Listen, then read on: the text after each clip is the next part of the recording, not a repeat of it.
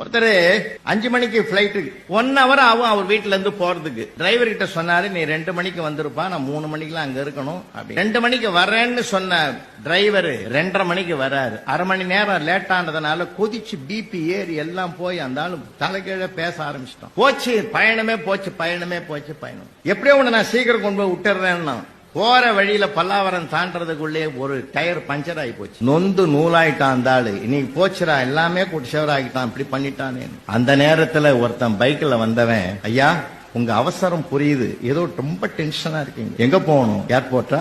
உட்காருங்க, நான் கொண்டு போய் விட்டான் சார். செக்இன் எல்லாம் முடிஞ்சது, உள்ள போயிட்டாரு. பிளைட்ல போய் உட்கார்ந்தாரு. உட்கார்ந்த போது நினைச்சார், தெய்வம் முதல்ல சோதிச்சுது. அரை மணி நேரம் அந்த படுபாவி லேட்டா வந்தோம், சரிதான்னு போனோம்னா டயர் போயிட்டு. அந்த நேரத்துல கடவுள் மாதிரி ஒருத்தன் வந்து பைக்ல கூட்டின்னு வந்தான் பத்தியா, உண்மையிலேயே வந்தான்டா எனக்கு கடவுள். பிளைட் பறக்க ஆரம்பிச்சது, மேல போச்சு. கொஞ்ச நேரத்துல பைலட் சொன்னாரு, விமானத்துல எதிர்பாராத கோளாறு வந்துட்டுது, அவங்கவுங்க தயாரா பாராசூட்டை கையில எடுங்க, அவங்கவுங்க பொழைச்சுங்க. அப்ப அவர் நினைக்கிறாரு, லேட்டா வர்றது மூலமா கடவுள் எனக்கு உணர்த்தனா, நான் புரிஞ்சுக்கல. டயரை வெடிக்க வச்சு என்ன நிறுத்த பார்த்தான் கடவுள், நான் புரிஞ்சுக்கல. எங்க இருந்தோ ஒருத்தன் யமனாட்டம் வந்து என்ன பைக்ல கூட்டம்.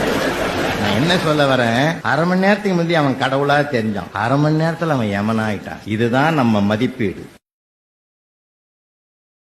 Download ShareChat.